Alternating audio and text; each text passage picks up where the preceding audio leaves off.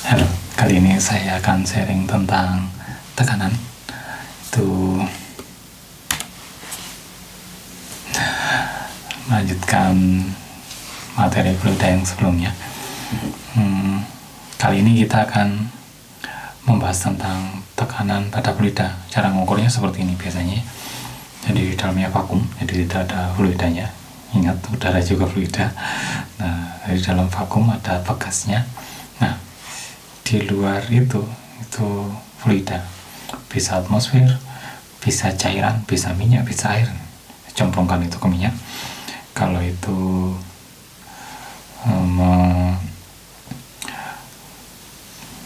masuk ya, menjorok ke dalam gitu, seberapa masuk, nah segitulah tekanannya. Nah, di sini sudah di set bahwa dia plat yang ini itu memiliki luas penampang tertentu. Oke, sehingga kita akan tahu misal di air, kemudian ganti ke minyak, kemudian ganti ke udara, maka A ini nggak berubah karena diset sedemikian rupa, sehingga yang menyebabkan berubahnya ukuran bekas ini, panjang bekas ini adalah F. Sehingga kita bisa mengukur tekanan dari situ. Rumusnya adalah F per A. Oke. Jadi tekanan adalah gaya dibagi luas penampang. Luas penampangnya adalah ini, F ini adalah gayanya. Seperti itu. Baik, ini bisa berlaku dimanapun sebenarnya. Oke. Jadi ketika kita masukkan ke dalam air, jadi tidak hanya alat ukur tadi, misal kita masukkan sebuah tergantung apa, kayu, mungkin kotak kayu ke dalam air, maka masing-masing sisi akan mendapatkan tekanan. Oke. Dan gaya yang mengarah itu, jadi gaya yang menumpuk, yang menekan kotak ini, itu tegak lurus dengan penampangnya, yani dengan luas penampangnya. Jadi kalau saya masukkan ini, maka jika ini saya maka gayanya akan dari sini, kemudian dari sini ke sini, tegak lurus ya. Jadi tidak miring seperti ini gayanya, jadi tegak lurus terhadap ini. Nah, bagaimana jika bentuknya tidak kotak, jadi misal seperti ini ya. Oke, kita tahu ini silinder ya. Maka bagaimana gayanya yang menekan ini? Ya sama, jadi di daerah sini seperti ini. Nah, jadi tetap tegak lurus terhadap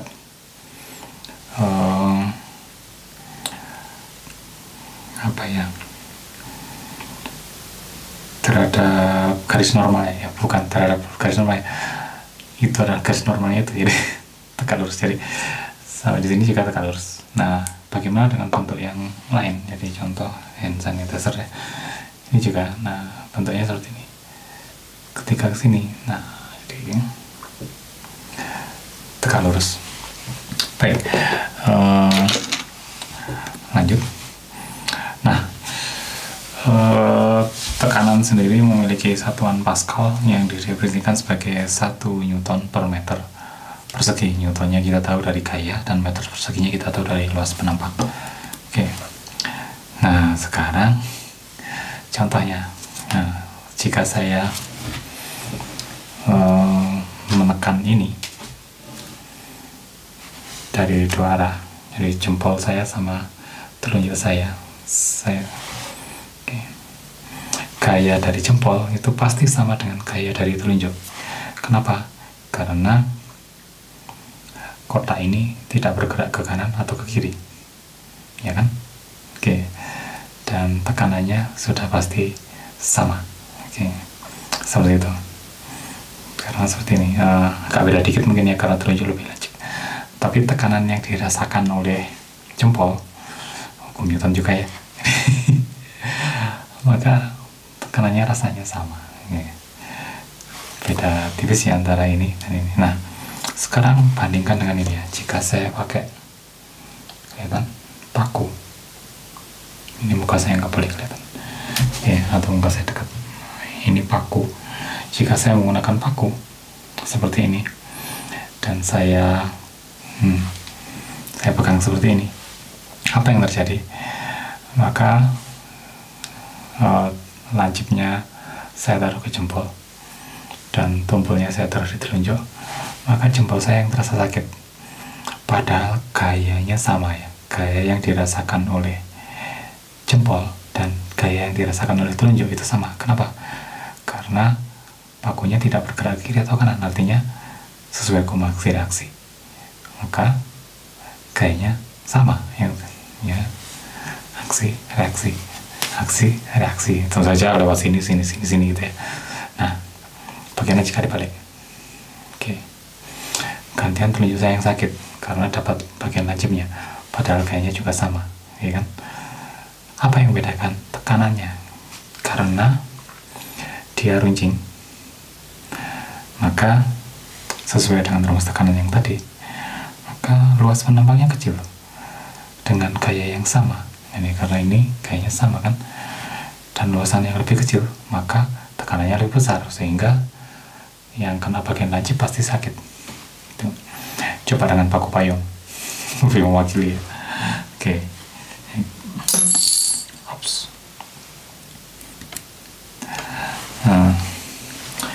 Sekarang contoh, jadi ini adalah sebuah matras atau kasur gitu ya, tapi ini bukan kasur busa, jadi ini kasur air.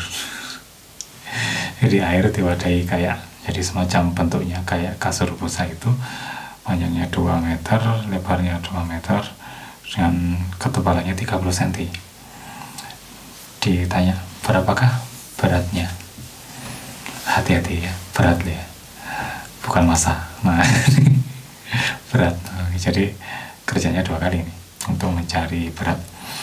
Oke, air ya, air. Kemudian ada kata kuncinya di sini 2 meter sekian senti. Kita dapat volume di sini ya. Dari situ volume air yang ditanya massa volume kurang satu yang dicari, rho ya. Oke, jadi dengan berbekal tabel massa jenis seperti ini, bukan air yang kita cari tapi fresh water ya. Jadi kita pakai satu, jadi 1000 kg per meter kubik di situ, sehingga kita akan tahu masanya adalah rho kali V. Jadi 1000 kali 1,2 dapat dari mana? 2 kali 24 tambah 0,3 ya, dikalikan 0,3, 4 kali 0,3 kita punya 1,2. Itu volumenya. Rho-nya kita pakai 1000 kg meter per sekon. 1000 kg per meter kubik. Nah, di sini 1 kali 10,3, 1000 kan. Oke, satuannya massa jenis kilogram per meter kubik. Ya, sehingga kita dapat 1200 kg, 1,2 ton. Berat sekali ya, karena isinya air. Jadi bayangkan spring bed kita atau kasur busa kita yang di kosan itu, tapi isinya air, bukan busa. Ya, berat sekali ya. Oke, itu beratnya. Bagaimana dengan massanya? Bagaimana dengan beratnya? Berat adalah massa dikalikan percepatan gravitasi, sehingga kita punya 1200 tadi, 1200 kilo dikalikan 9,8. 9,8 itu satuannya meter per sekon kuadrat ya, percepatan ya. Oke, sehingga kita punya 11.760 Newton. Anggap saja kalikan 10, kurang dikit seperti itu. Baik, itu adalah beratnya. Kemudian sekarang tanya lagi, bagaimana tekanannya ini yang dilakukan oleh kasur air tadi ke lantai. Nah, kita tahu beratnya tadi 11.760 Newton. Itu kan gaya sebenarnya, gaya gravitasi. Jadi gaya berat ya. Gaya berat kan gaya yang dipengaruhi oleh gravitasi ya. Itu kita anggap sebagai gaya yang mengarah ke bawah, ke lantai. Sehingga kita akan punya tekanannya adalah F dibagi dengan A nya tadi, luas penampangnya, karena ketebalannya 0,30 cm, maka luasnya ya 2 kali 2 tadi ya, kita punya 4 meter persegi, sehingga kita tinggal bagi saja 11.760 Newton dibagi 4. Oke, sehingga hasilnya 2.940 Pascal. Selesai. Baik, sekarang di fluidanya sendiri, tadi kan tekanan barang ya, benda-benda ya, paku, kemudian kasur. Bagaimana dengan zat cairnya sendiri? Kalau kita menyelam, kita nyemplung ke dalam kan, semakin lama, semakin ke dalam rasanya kan tekanannya semakin besar. Nah, karena ada variasi tekanan di kedalamannya, tidak hanya ke dalam air. Jadi ketika kita masuk air kan, semakin dalam maka tekanannya semakin tinggi.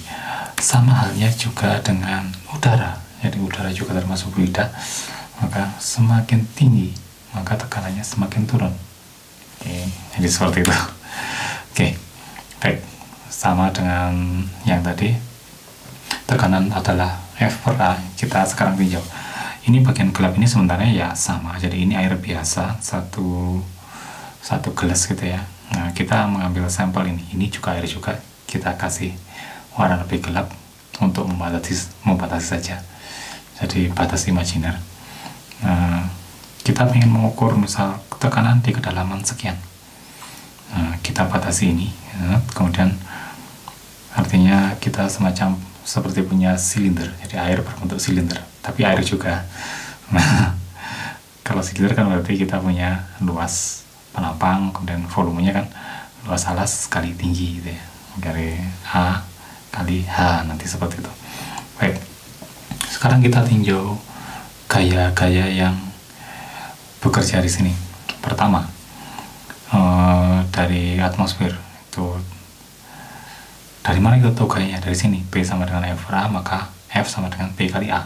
Nah, kita tahu A nya ini ya, di luas permukaannya. Nah, gayanya berarti tekanan atmosfer, karena ini terhubung ke atmosfer dikalikan dengan luas penampang. Jadi tekanan P0 ya, di permukaan dikalikan A. J itu adalah arah sumbu Y. Oke, di sini arahnya ke bawah. Oke, sama halnya di daerah sini ya, di kedalaman H kan kita punya tadi luas penampang. Karena itu juga ada tekanan ke atas juga sebenarnya. Tekanan ke atas nih, walaupun sama-sama air ya. Tekanannya apa? Nah, P bukan P0, karena P0 itu di atmosfer ya. Ini P, tekanan itu sendiri dikalikan luas penampang ya, dari sini ya. Nah, ini tekanan di kedalaman itu dikalikan luas penampang. Oke, gayanya itu arahnya ke atas karena dia dari sini. Oke, baik, ada lagi, ada, yaitu silinder air sendiri ini kan dia punya massa, sehingga ada gaya gravitasi di sana, gaya beratnya. Kita tahu W sama dengan mg di sana. Kita arahnya ke bawah. Jadi ada 3 gaya di sini. Gaya dari atmosfer, tekanannya turun, gaya beratnya air itu sendiri turun, dan tekanan dari bawah gayanya naik, arahnya ke atas. Baik, biar mudah kita ambil arah ke atasnya positif. Maka kita bisa melihat gaya-gaya yang bekerja di sana. PA ini, kemudian P0A ke bawah, dan MG ke bawah. Oke, sama dengan 0. Kenapa? Karena airnya kemana-mana, nggak turun juga nggak naik kan. Oke, itulah indahnya silinder air di dalam air. Oke, baik. Sebentar. Oke, M dari rho sama dengan rho sama dengan M per V, maka M sama dengan rho kali V ya. Nah, kita ganti dengan rho kali V. Oke, V sendiri, volume ini adalah, sekarang di silinder, maka kita punya A kali H ya, luas alas kali tinggi. Nah, kita ganti aja, V nya adalah A kali H. Oke, berarti kan sekarang kita punya A semuanya di sana. Oke, sekarang kalau dibagi A, dibagi A, ini dibagi A, maka A nya bisa hilang. Nah, kita akan punya P min P0 min rho GH, rho HG. Sekarang kita punya ini persamaan. Jadi ketika ditanya berapakah tekanan di kedalaman H, adalah tekanan tekanan atmosfer ditambah dengan rho, itu adalah massa jenis air ini, dikalikan G percepatan gravitasi dikalikan H kedalamannya. Selesai.